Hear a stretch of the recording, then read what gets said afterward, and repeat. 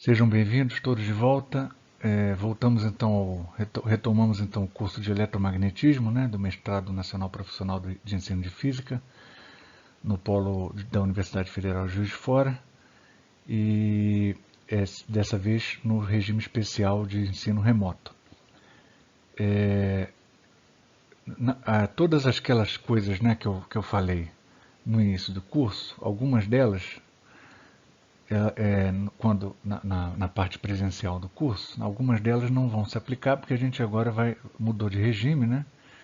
E inclusive o tempo ficou mais curto, né? O curso agora ele vai até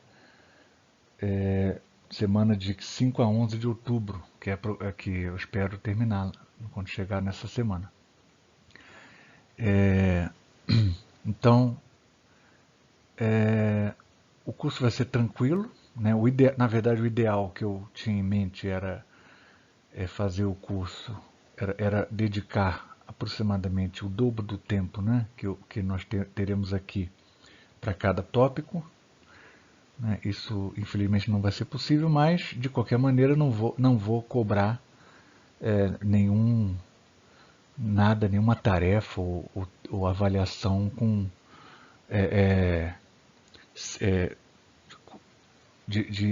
uma dificuldade maior.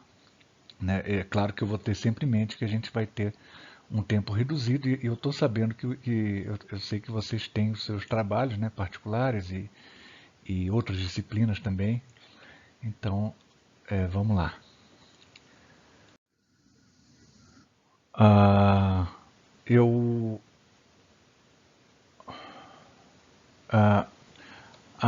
lembra que nós teríamos duas provas, né? Então essas provas vão ser eliminadas. Então o regime do curso vai ser tranquilo. A gente vai ter,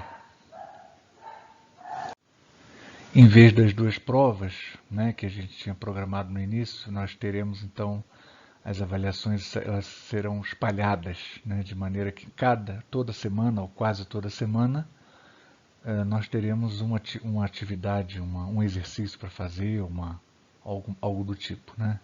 Nessa semana teremos também, eu vou deixar esse exercício na página do curso. E essa aula, que vou colocar ela, vocês que estão assistindo a essa aula, né?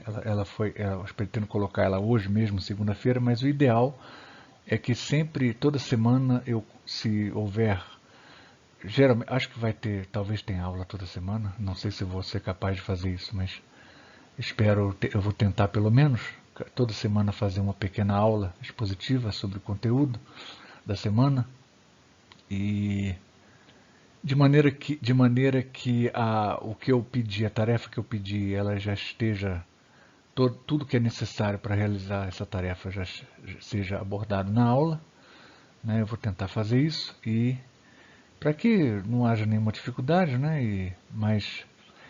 As avaliações elas serão praticamente toda semana uma atividade simples, pouca coisa para fazer. Não quero sobrecarregar ninguém, mas é, pretendo fazer um mínimo adotar um mínimo de procedimento para verificar algum regimento, né? Isso é importante também para não ficar, senão vocês vão acabar abandonando e isso aí não é a intenção. Bom, então vamos começar fazer uma breve revisão sobre o que eu falei aquelas primeiras aulas, né? É uma revisão bem resumida, porque eu falei bastante coisa além, mas eu pretendo destacar aqui os aspectos essenciais. Né? Então a gente tem dois postulados, né, básicos. E esses dois postulados foram assim formulados pelo menos no livro Classical Quantum Classical Field Theory do Landau e Lifshitz. Né? E esse livro tem também em tradução em português. Teoria clássica dos campos, alguma coisa assim. É um dos grandes livros da física teórica, né? Então, quem quiser se aventurar por ele, essa vai ser uma leitura de grande proveito. Bom, então, o primeiro postulado da relatividade especial é que as leis da física são as mesmas para todos os referenciais inerciais, né? E o segundo é que existe uma velocidade máxima de propagação das interações físicas. Só para refrescar a memória, né, do que eu falei nas aulas passadas. E fazendo um pequeno parênteses aqui, né, essa aula, normalmente, essa é sempre, em todos os cursos, né, geralmente a primeira aula é a mais fácil, é mais tranquila. E, de fato, né, essa aula ainda é uma revisão, né, e ela tem apenas alguns aspectos mais conceituais, né, que a partir deles a gente vai desenvolver usando, é, é, entrando mais em detalhes matemáticos. Então, é muito comum a gente pensar que geralmente as primeiras aulas, ou a primeira aula de um curso desse tipo, né, como esse aqui, é a aula mais tranquila, mais, digamos assim, arejada, não tem equação matemática. Mas isso é um engano, né? Porque a dificuldade da matemática, ela não reside na parte conceitual, né? Ela reside na habilidade técnica, né? Na capacidade técnica de você manipular as equações.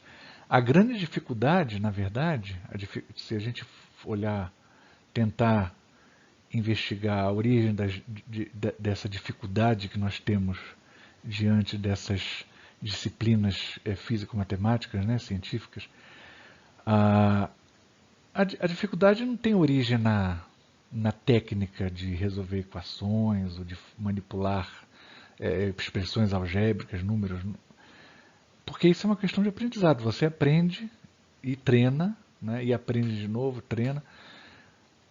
A grande dificuldade ela se origina na parte realmente conceitual, né? Então, por exemplo, né, vou passar para o segundo slide. No primeiro postulado, nós já esbarramos com alguns problemas aqui, né? Você enuncia o primeiro postulado e todo mundo concorda. Não, tá, beleza, claro que as leis da física são as mesmas, mas primeira coisa que aparece, o que é o referencial inercial, né? Então, é preciso, para você entender esse primeiro postulado, né, de que as leis da física são as mesmas para todos os referenciais inerciais, é necessário você entender o significado exato, né, dos termos que estão empregados nele. Então, o primeiro termo aqui importante aqui é o referencial inercial. O que é o referencial inercial? Né, então, recapitulando, né, o que eu já expliquei nas aulas anteriores, um referencial inercial é aquele referencial em relação ao qual qualquer corpo que esteja livre de influências externas, qualquer corpo pequeno, né, de dimensões pequenas, que esteja livre de influências externas, o referencial inercial é o referencial em relação ao qual qualquer corpo livre de influências externas permanece em repouso ou em movimento retilíneo uniforme. Então essa é a definição de referencial inercial. Existe uma maneira prática, experimental, de você detectar um referencial inercial? Não existe, né? Porque não tem. Como é que você vai saber que o corpo está livre de influências externas, né?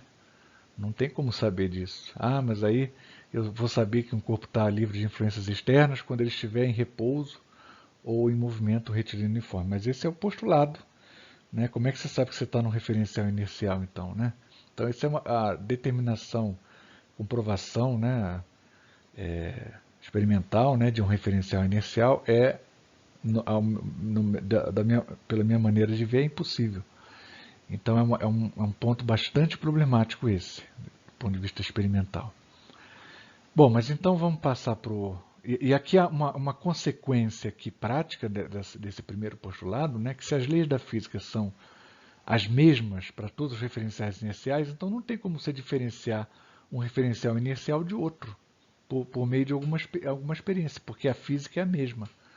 Tá certo? Então, por isso que eu escrevi aqui, é impossível dizer que estamos num certo referencial inercial e não em outro, por qualquer experiência física. E aqui também é bem interessante aqui no postulado, o segundo postulado aqui, né? Aparece uma questão muito interessante também, que é a seguinte. Levando em consideração, então, o primeiro postulado, a gente pode considerar a teoria de Maxwell, né? Teoria eletromagnética de Maxwell, e essa teoria tem que ser a mesma, como ela tem que ser a mesma em todos os referenciais inerciais, né? E como a velocidade da luz ela é uma decorrência da teoria de Maxwell, então a, a teoria de Maxwell em conjunção com o primeiro postulado implicam exatamente o que eu escrevi aqui embaixo no segundo postulado. Levando em consideração o primeiro postulado, a velocidade da luz é a mesma em todos os referenciais inerciais. Notem que nos livros didáticos, geralmente os postulados da relatividade especial eles vêm, né, nessa forma, né? Primeiro ele diz que as leis da física são as mesmas para todos os referenciais inerciais e o segundo postulado geralmente ele é formulado em termos dessa afirmação aqui sobre a velocidade da luz, que na verdade já é uma consequência, né, uma mistura da teoria de Maxwell com o primeiro postulado. Ok? Agora, nota o seguinte, que a gente não sabe, isso aqui é qualquer interação física, né? Então ele está, normalmente, inclusive no próprio paper do Einstein, né? É uma coisa interessante aí, não é significativo que ele enuncie esses postulados aqui dessa forma que está aqui, dessa primeira forma aqui, o primeiro postulado, e aqui o segundo postulado, o próprio Einstein ele enuncia, ele faz referência à velocidade da luz especificamente, ele não faz referência à velocidade da gravitação. Inclusive por esse postulado aqui, ó, que existe uma velocidade máxima de propagação das interações físicas, essa velocidade máxima, por exemplo, da interação eletromagnética, que no caso é a velocidade da luz, existe então uma velocidade máxima para a velocidade da luz, segundo o postulado. E também existiria também uma velocidade máxima de propagação de outras interações também, por exemplo, interação gravitacional, né? Então, esse postulado aqui, ele não está me dizendo que a velocidade da luz é a mesma velocidade que, por exemplo, a velocidade da onda gravitacional. Tá certo? Então, isso é uma coisa importante, né? Uma coisa importante aqui. E aqui algumas questões também interessantes sobre o segundo postulado, né? Algumas que eu já falei, inclusive. Então, em princípio, não está excluída a hipótese de que as velocidades de propagação de cada interação diferente sejam também diferentes, né? E também o mesmo raciocínio se aplica às velocidades respectivas máximas, não é isso? Ou seja, a velocidade da luz no vácuo ela poderia ser diferente da velocidade das ondas gravitacionais no vácuo, que no caso aqui corresponderia à velocidade da luz máxima, que é o que eu acabei de falar. E aqui mais um outro comentário. Decorre do postulado, né, que a teoria de que eu tinha falado no primeiro slide, né, no segundo. Decorre do postulado que a teoria de Maxwell deve ser a mesma em todos os referenciais inerciais. Então, dessa forma, a velocidade da luz no vácuo também é a mesma para todos os referenciais inerciais. E mais uma outra forma de enunciar, então, o segundo postulado da relatividade especial, que é o que eu acabei de falar, é essa aqui. A velocidade da luz no vácuo é a mesma em todos os referenciais inerciais. Né? Seria uma forma alternativa, inclusive é a forma que você mais encontra nos livros, inclusive como está apresentado, como os postulados estão apresentados no próprio artigo do Einstein. E a pergunta para reflexão vem. Aí tem várias perguntas interessantes aí, né? Eu vou deixar para vocês meditarem sobre essas perguntas. Eu já também comentei, né? Devo ter comentado sobre alguma outra pergunta nas aulas passadas. que nós damos presencialmente, que nós tivemos presencialmente. Os postulados 2 e 3, eles são equivalentes, né? Então, eu acho que algumas perguntas aqui dá para responder na hora. Eles não são equivalentes, porque, na verdade, o postulado 3, né, que seria uma forma alternativa aqui, na verdade é a forma original, né, que o próprio Einstein escreveu, então é a forma original, mas o Landau ele teve uma sacada de escrever os postulados de uma maneira bem limpa, bem sintética, e que abrangesse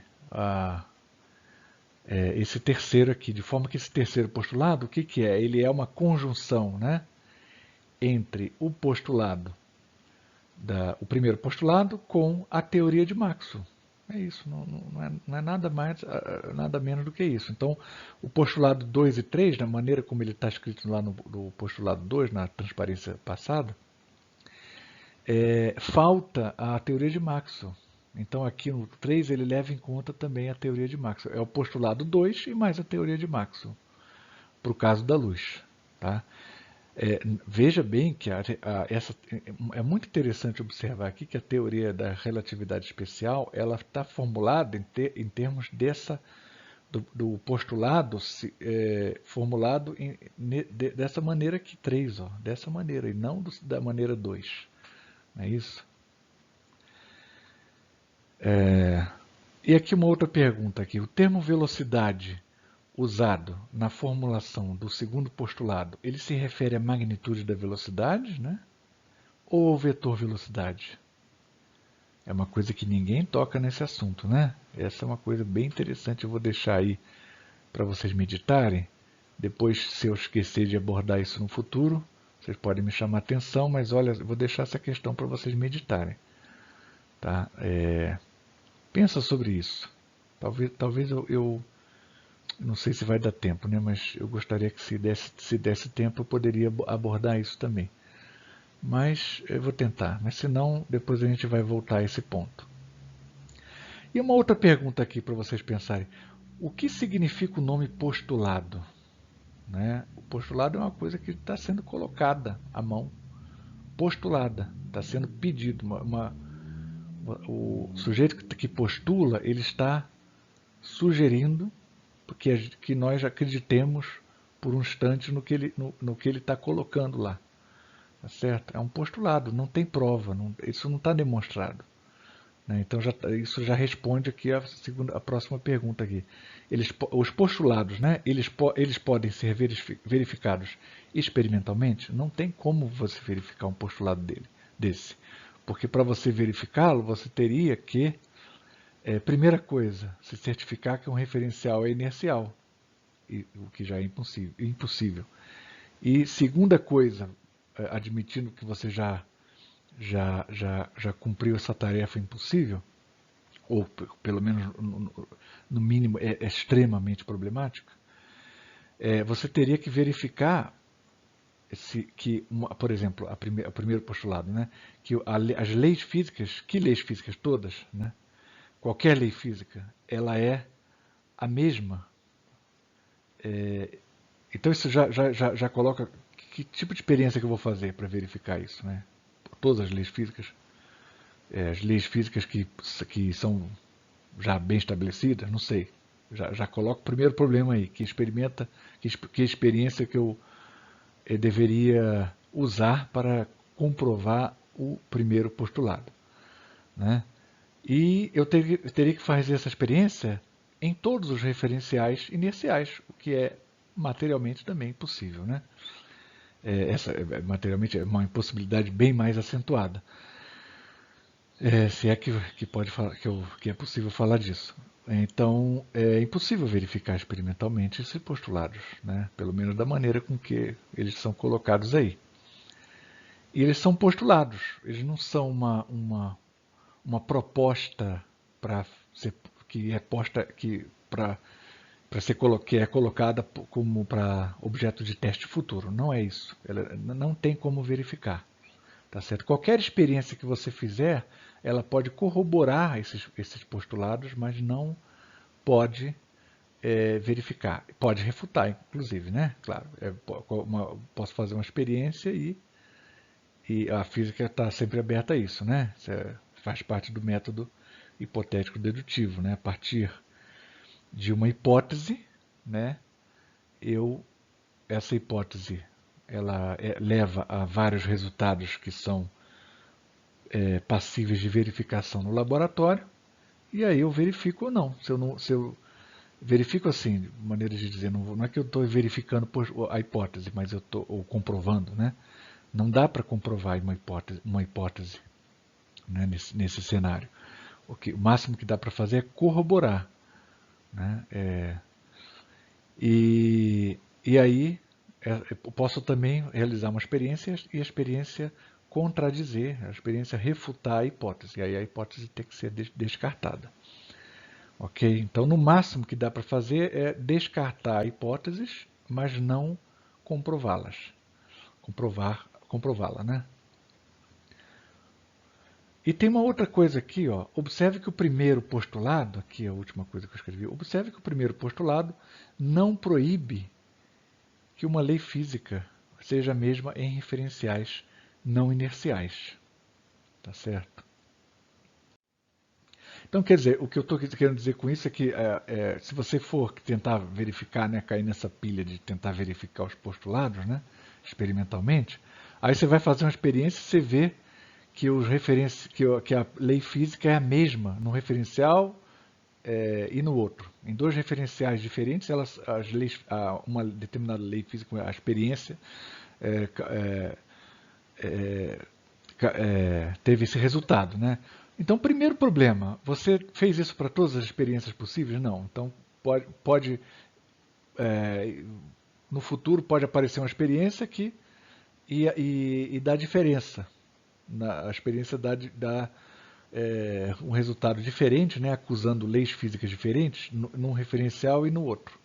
E outra coisa, se eu encontrar experimentalmente que uma determinada lei física, né, ela é a mesma em dois referenciais, isso não implica que não implica esses dois referenciais serem inerciais, porque inclusive pelo primeiro postulado, é possível que haja uma lei física que seja a mesma em referenciais não inerciais. Então não dá nem para demonstrar com isso que você está lidando com um referencial inercial. Tá vendo então como é que é problemático isso aí? Então por isso que essa primeira aula eu considero a aula mais difícil, porque é onde tá na origem ali da teoria, como ela foi formulada, né? E aí você tem aspectos que não é terra firme, né? É uma coisa meio você tem que raciocinar meio que dialeticamente, né? Você está numa outra chave de discurso, tá certo? Você está numa outra chave de discurso. Não é o discurso analítico. O discurso analítico é uma maravilha, porque tudo é uma necessidade clara, cristalina como a água. Né? É terra firme, você tem onde pisar e ficar, e você sabe que aquele chão não vai se mover. Né? Você analisa logicamente as consequências de uma hipótese e aquelas consequências lógicas elas são irrevogáveis.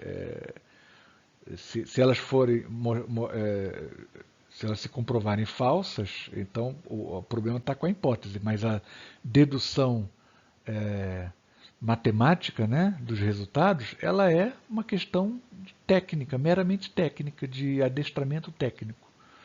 Então, por isso que esse é o aspecto mais realmente fácil da física, né? Esse aspecto que está na chave analítica, de dedução lógica. Tá certo? O aspecto realmente difícil é esse sobre a formulação e a seleção das hipóteses convenientes. Esse realmente é a verdadeira dificuldade da ciência. E agora a gente vai para a parte mais tranquila, que são as equações, né? E aqui as definições que a gente já também abordou, né? Definições básicas, né, que eu tinha abordado nas outras aulas. Vamos considerar aqui um intervalo entre dois eventos. Eu vou chamar o intervalo entre dois eventos uma quantidade que ela lembra um pouco a distância euclidiana, né? Mas não é a distância euclidiana por causa desse sinal de menos aqui. Ou então, você poderia definir também diferente, com sinal de menos aqui no primeiro, e no restante o sinal de mais. Né? Com relação a essa porção aqui espacial, puramente espacial, isso aqui é uma distância espacial que está toda com sinal de menos. Né? O intervalo, então, entre dois eventos caracterizados pelas coordenadas tempo, um evento acontece num determinado instante e num ponto x, y, z. E o outro evento está num instante diferente e num lugar do espaço diferente. Também eu já te comentei, né, antes, essa é uma definição muito problemática, né? Um evento, na verdade, não existe isso. Um evento não pode ser um ponto no espaço-tempo. Simplesmente não pode, mas é assim que a gente define. Porque um evento, pelo nome, né, o evento é uma ocorrência. Nada acontece num instante único de tempo congelado, né, como se fosse uma foto. Então, uma foto nada acontece, é simplesmente uma foto. Então, esse aqui é um... Mas, enfim, mas eu não vou abordar agora esse negócio. Se vocês... você pode se você colocar aqui um instante, um pequeno intervalozinho de tempo infinitesimal, aí você já começa a ficar menos problemático. Aí você já pode, pelo menos, falar um pouco de evento. Bom, é um evento que acontece uma duração muito rápida. Aí já é menos problemática. Mas ainda, vamos, por enquanto, considerar essas definições como aparecem aqui na física, né? E não se preocupa com isso. Depois, se você não tiver facilidade ou dificuldade, tiver muita dificuldade em engolir esse conceito, o que é extremamente justificado, né? Realmente esse conceito ele não corresponde a uma realidade como a gente vê, percebe. Né? Então, considera esse ente assim definido e que recebe o nome de evento, entre aspas, no caso. Né? E o intervalo entre esses dois eventos é definido por essa quantidade daqui. Tá certo? Essa é uma quantidade aqui que é parecida com uma distância, pelo menos a parte espacial é uma distância euclidiana. Né? Mas aqui, você tem uma conjunção aqui de um menos com mais, que faz com que isso aqui não seja uma distância euclidiana. E aqui a mesma expressão com uma notação um pouco diferente, né? E aqui ainda com uma notação um pouco diferente. Aqui você tem a diferença entre as coordenadas temporais, né, que eu chamei de ΔT, a diferença entre as coordenadas espaciais chamei de ΔX, e mesmo para ΔY, ΔZ, elevado ao quadrado. Aqui, essa quantidade aqui corresponde ao intervalo elevado ao quadrado, né, intervalo entre esse evento e o outro evento daqui. Ok? O intervalo, então, entre dois eventos infinitesimalmente próximos um do outro, em duas dimensões, vamos tirar aqui, abstraindo aqui das dimensões y e z, a gente vai ficar só com a dimensão que vai ser conveniente para a gente, que é o tempo e o x. Tá certo? Agora a gente vai aplicar aqui o segundo postulado, na verdade, que está escrito naquela forma lá 3, naquela terceira forma que eu já disse logo nas transparências passadas, né, nos slides passados. A velocidade da luz é a mesma em todos os referenciais iniciais. Então, consequentemente, o que eu tenho? Eu tenho isso aqui. Por que eu tenho isso? Porque nota que essa quantidade daqui, né, se eu tiver dois eventos separados por um evento, eu estou acendendo uma lanterna, e no outro evento, a luz da lanterna está chegando. Pensa nisso. Então, A trajetória no espaço-tempo da luz, ela vai percorrer uma trajetória de tal maneira que a variação espacial, ela demorou para percorrer essa distância espacial, demorou quanto tempo? Demorou a velocidade da luz vezes o tempo decorrido. Né? Porque a velocidade vai ser a distância percorrida, velocidade é a distância percorrida, dividido pelo tempo decorrido. Então, dx sobre dt vai corresponder a c. Portanto, isso aqui, ó, a velocidade, a trajetória da luz, ou o intervalo, no caso aqui infinitesimal, né? Mas poderia ser também um intervalo finito.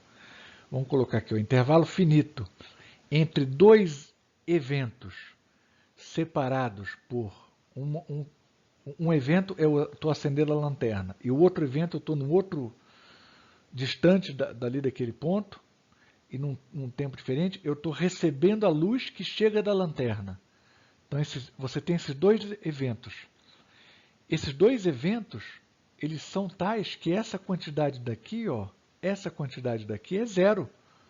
Ela é zero, porque essa distância toda, elevado ao quadrado, tira a raiz, vai dar a distância, né? A distância percorrida por esse raio de luz, dividida pelo tempo decorrido, corresponde a c. Portanto, essa expressão aqui, tenta fazer isso. Dá um pause aí, tenta fazer essa conta. Coloca isso no papel. Vê se isso aqui não vai dar zero, né, por causa do raio da luz. Tá certo? Aqui é a mesma coisa. O ds2 é zero, então o ds é zero. E o ds, o fundamental aqui é que o ds tem que ser, ó, o mesmo, tanto para as coordenadas originais, quanto para as coordenadas aqui com linha. Está aqui, ó, o ds é o mesmo, o ds aqui, ó, da luz, corresponde ao mesmo ds' também da luz, visto no outro referencial. Ok? Então, se vocês tiverem alguma pergunta aí, gente, vocês coloquem lá na plataforma do curso, que é Google Sala de Aula, coloca lá, ou manda um e-mail para mim, né? Discutem entre si, isso é importante. E a gente vai considerar aqui, ó, esse slide parece que é o último, né?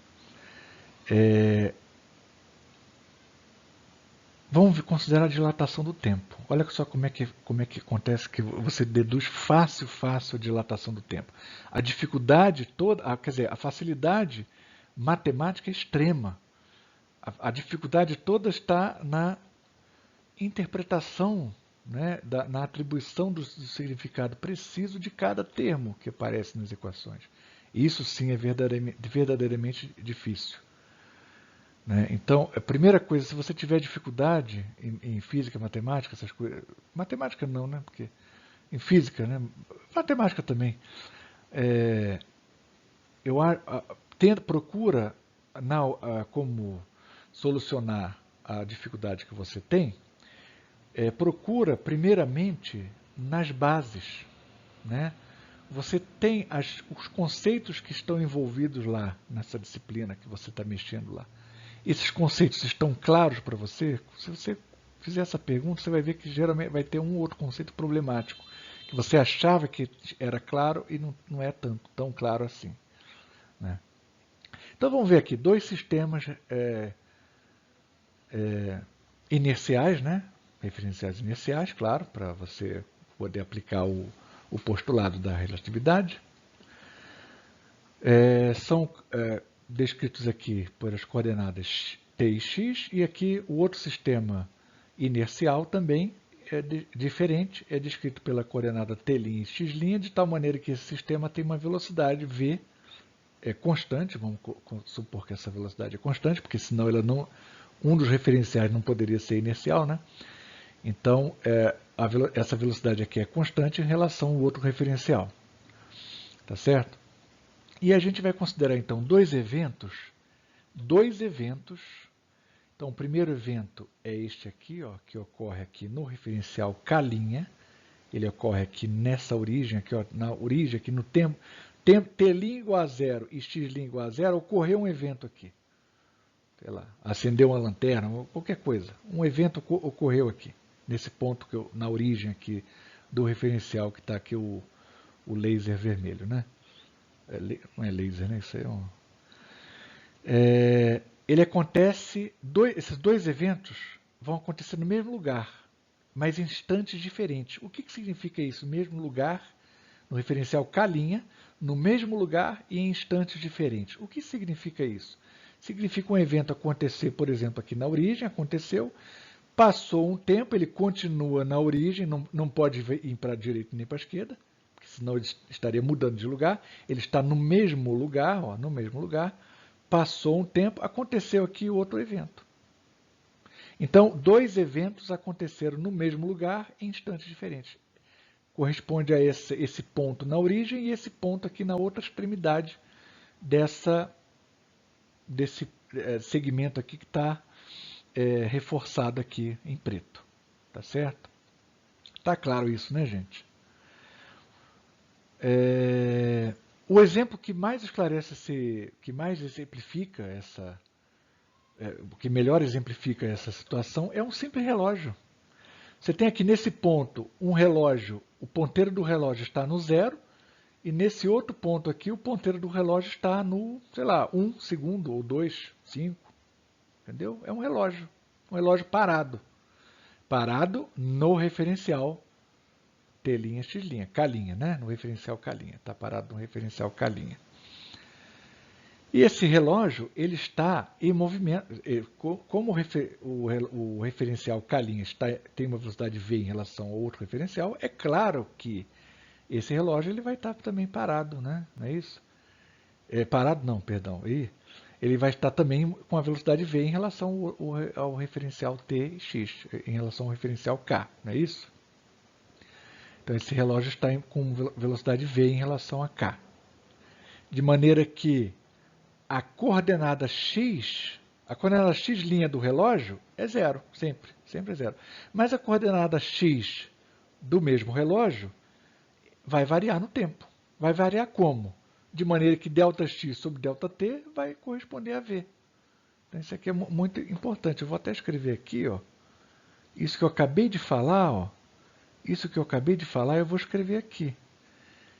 Opa, eu não estou sabendo aqui fazer caneta, tá.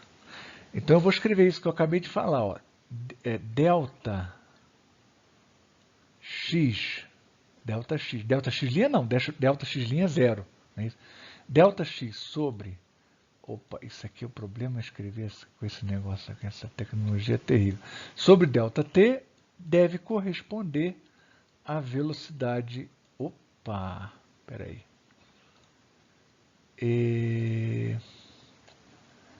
E agora, como é que eu vou voltar? Não tem como voltar, vou arriscar aqui. Deve ter, até ter, mas eu não vou. Ah, meu Deus do céu, tá tudo errado aqui, meu Deus do céu. Agora você tá todo mundo rindo de mim. Igual a velocidade v, tá certo? Isso que eu acabei de escrever aqui. Então vamos lá. Agora vamos aplicar o princípio da relatividade. Ó. O princípio da relatividade está dizendo isso.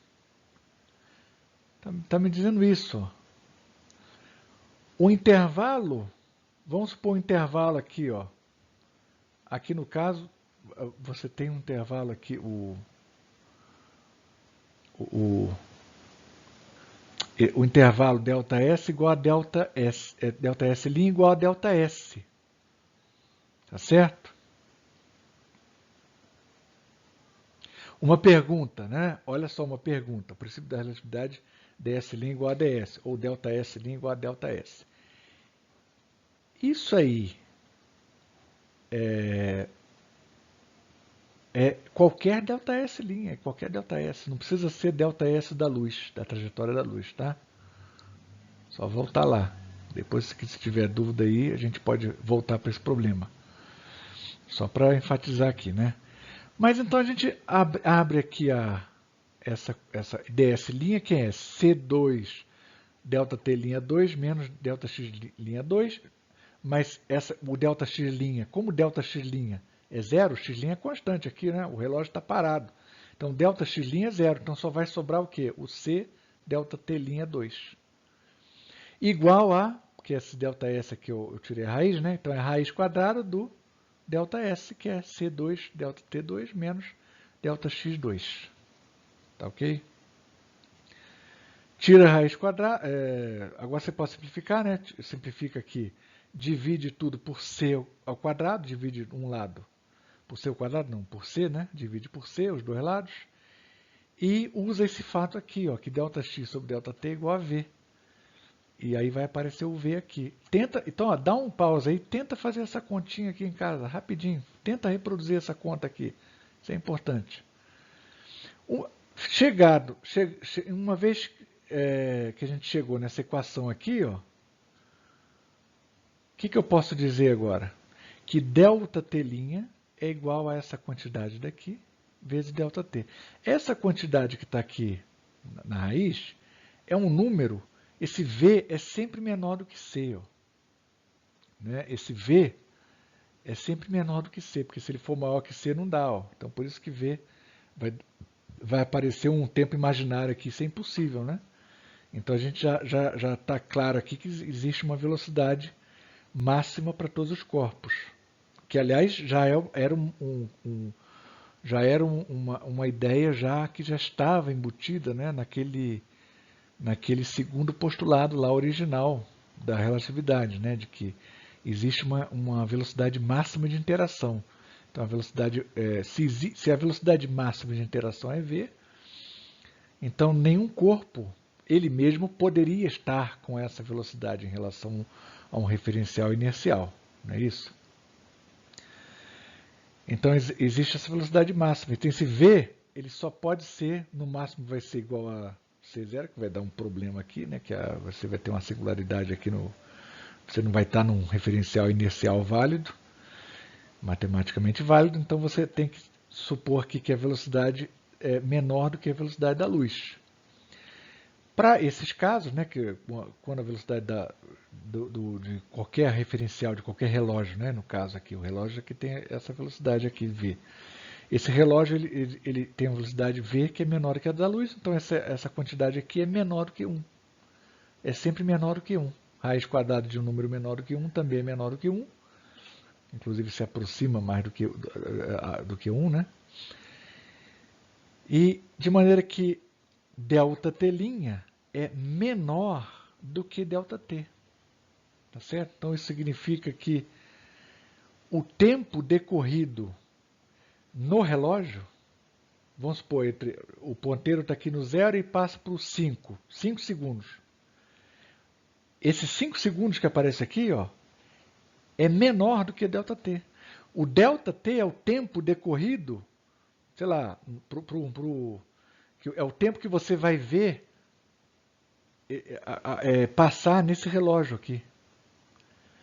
E você vai ver passar um tempo maior do que 5 segundos. Então, esse que é o nome de dilatação temporal ou dilatação do tempo. Por isso daí o nome, dilatação. Né? O tempo que se passa nos referenciais em movimento, que tem uma velocidade bastante alta, né? Porque se for baixa a gente não vai dar para perceber, vai ser difícil perceber essa diferença. O tempo que transcorre no referencial, nos referenciais que estão em movimento, né? Ele é dilatado, ele aumenta, ele tem uma aparência, quer dizer, né, isso é um pouco mais do que aparência, né? É um efeito que você vai observar mesmo no relógio. Ele vai, normalmente leva 5 segundos para acontecer, você vai ver, para quem está do lado de fora, vendo o objeto se mover, vendo o relógio se mover, ele vai ver esse tempo que normalmente